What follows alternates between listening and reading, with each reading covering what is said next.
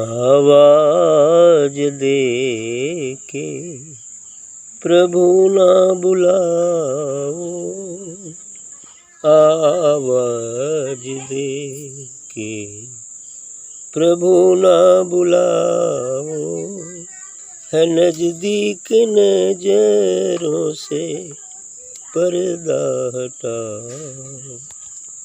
आवाज दे के प्रभु ना बुलाओ, है नजदीक नजरों से पर्दा हटाओ। है हर जर्रे जर्रे में ओ ही समाया, है हर जर्रे जर्रे में ओ ही समाया, मगर वो किसी की ना दृष्टि में आया।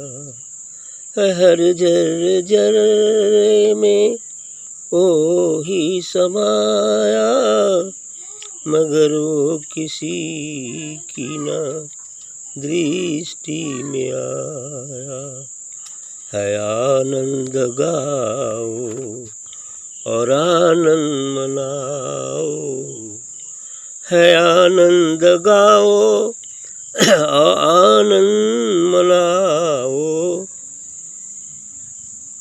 नहीं तो किसी के है बंधन में आता, नहीं वो किसी के बंधन में आता। नहीं जन्म पाता नहीं दुख उठाता, नहीं जन्म पाता नहीं दुख उठाता, अगर मिलना चाहो तो गुरु शरण आओ, अगर मिलना चाहो तो गुरु शरण आओ। है अपने ही अंदर कहाँ ढूंढते हो, है अपने ही अंदर कहाँ ढूंढते हो, जमी पर है क्यों आसमां ढूंढते हो, जमी पर है क्यों आसमां ढूंढते हो। यहाँ ही मिलेगा कहीं दूर न जाओ, यहाँ ही मिलेगा कहीं दूर न जाओ। आवाज दे के प्रभु न बुलाओ, आवाज दे के प्रभु न बुलाओ। बड़ी अच्छी बात का है, मार्मिक बात है। आवाज दे के प्रभु ना बुलाओ, है नजदीक नजरों से पर्दा हटाओ। अब यहाँ मुसलमान देखते हैं क्या करते हैं, वो हलो अल्लाह अकबर करते हैं, वो माइक लाए जैसे वो बाहर है सुनी नहीं रहा है ना, आवाज दे के बुलाते हैं। कोई राम राम राम चिल्लाता है जोर जोर से। अरे क्या ये कर रहे हो, आवाज दे के ना बुलाओ, आवाज दे के मत बुलाओ। क्या है सुमिरन ऐसा चाहिए, मुख से कछु न बोल, अब बाहर का पट बंद कर भीतर का पट खोल। ये मुख्य चीज़ है, ये चीज़ है सुमिरन का। चिल्लाने से क्या होने वाला है। तो इसलिए कहते हैं कि आवाज दे के प्रभु ना बुलाओ, है नज़दीक नज़रों से पर्दा हटाओ। हाँ, ध्यान के समय कुछ भजन कुछ नाम सिमरन मंत्र जाप कर लेने से थोड़ा मन की एकाग्रता होती है शुरुआत में। ये तो आखिरी बात कही गई है कि आवाज़ दे के प्रभु ना बुलाओ, है ना। तो ज्ञान के बाद की बात है ना, लेकिन शुरू में तो कुछ न कुछ करना ही पड़ेगा, क्योंकि कर्म उपासना और ज्ञान तीन चीज़ें। ये ज्ञान के बाद ऐसा होता है, लेकिन शुरू में तो कर्म फिर उपासना तब न ज्ञान आएगा, है ना। तो इसलिए वो अपने जगह पर सही है, लेकिन ज़िंदगी भर बुलाते ही रह जाओ ये सही नहीं है। कभी ज्ञान को भी उपलब्ध होना होगा तब सही है। तो आवाज़ दे के प्रभु ना बुलाओ, है नज़दीक नज़रों से पर्दा हटाओ। वो तो बिल्कुल नज़दीक है, एकदम एडजेसेंट है, और अंदर भी है, ये बाहर में भी है। बस हमारे दृष्टि का दोष है। आँख पर जो पर्दा पड़ा है उसका दोष है कि वो होते हुए भी नहीं दिखता है। बस इतना ही अंतर है।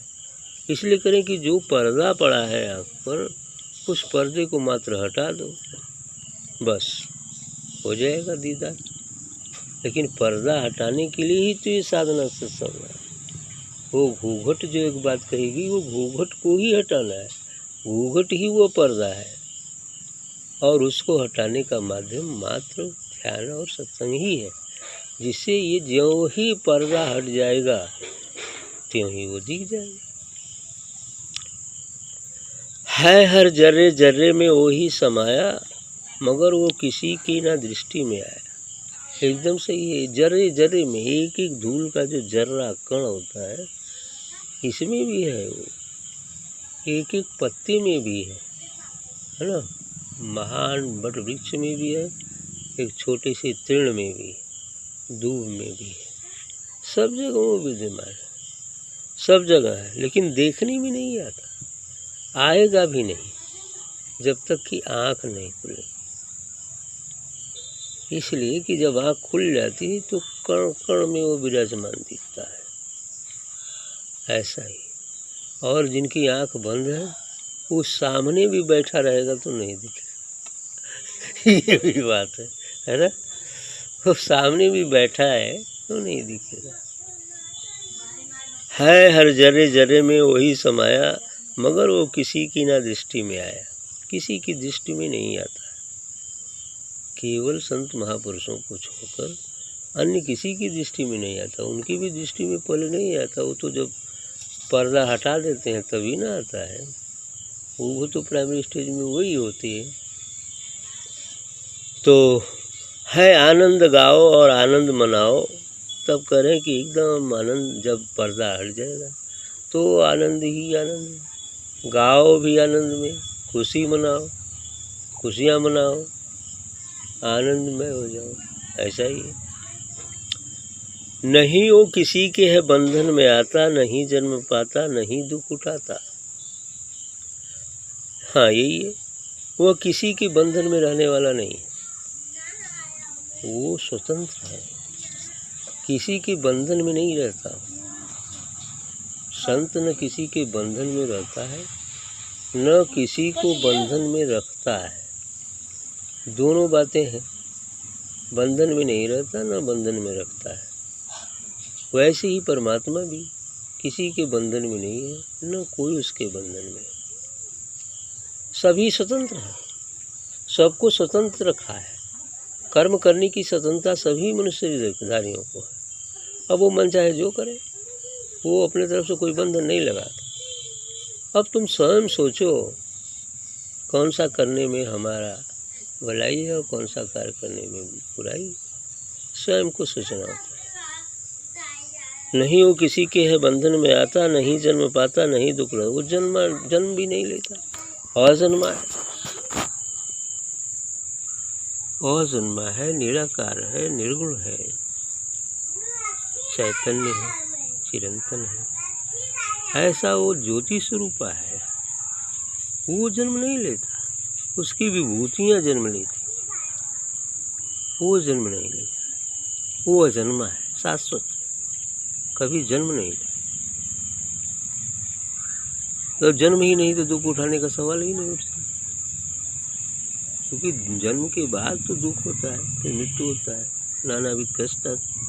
लेकिन जो जन्म ही नहीं लेता, अजन्मा है, जो ज्योतिर्मय है, उसको कौन सा कष्ट हो सकता है। अगर मिलना चाहो तो गुरु शरण जाओ। अंत में रिजल्ट बता रहे, यदि तुमको उस परमात्मा इस निराकार से मिलना है तो सदगुरु की शरण जाओ, वही रास्ता बताएंगे कि कैसे मिला जाएगा, और वही तुम्हें इस बंधन से छुड़ाएंगे। लेकिन पूर्ण श्रद्धा और विश्वास के साथ रहना पड़ेगा, तभी वो छूटेगा, तभी पर्दा हटेगा। है अपने ही अंदर कहाँ ढूंढते हो, जमीन पर है क्यों आसमां ढूंढते हो। वह परमात्मा हम सबके अंदर ही विराजमान है। और लोग आकाश में ताक कर करते वो बड़ा ऊंचा महल होगा, क्या होगा, वो बड़ा सुंदर दास ऐसे कल्पना करते हैं कि वो आकाश में होगा, स्वर्ग में होगा। ऐसे ही साधारण लोग ऐसी कल्पना करते हैं। खुद बारने का भगवान भेटाया जाता है तो बड़ी मार मारी, कुछ ऐसा हो जाता है ना। बहुत लोग ऐसा कहते हैं। तो उनका समझ है कि कहीं बहुत सुंदर महल में रहता होगा आकाश में, ऐसी समझ तो है। अपने ही अंदर कहाँ ढूंढते हो, जमी पर है क्यों आसमां ढूंढते हो। आदि परमात्मा जमी पर है तो संत महापुरुषों के रूप में है। अब उन्हीं के माध्यम से तुम उसे जान सकते हो, है ना। वो तो पृथ्वी पर ही है, यहीं से जाना जा सकता है। ऐसे आकाश की तरफ तो देख कर उसको नहीं जाना जा सकता। यदि जानना है तो जो परमात्मा का स्वरूप सतगुरु होता है, उसी जो जमीन पर रहता है। कबीर जमीन पर ही थे, जितने महापुरुष थे सब जमीन पर ही रहे, और उन्हीं के माध्यम से लोगों ने भी जाना। तो वही चीज़ है कि संत सदगुरु ही जमीन पर है, और यहीं उनकी शरण जाओ फिर जान जाओ। यहीं यहाँ ही मिलेगा, कहीं दूर न जाओ। अरे यहीं पर मिल जाएगा, दूर जाने की कोई ज़रूरत नहीं। सदगुरु तो हर जगह विद्यमान है। हमारे अंदर जिज्ञासा होनी चाहिए, और उस जिज्ञासा आदि है तो सदगुरु मिल जाएगा।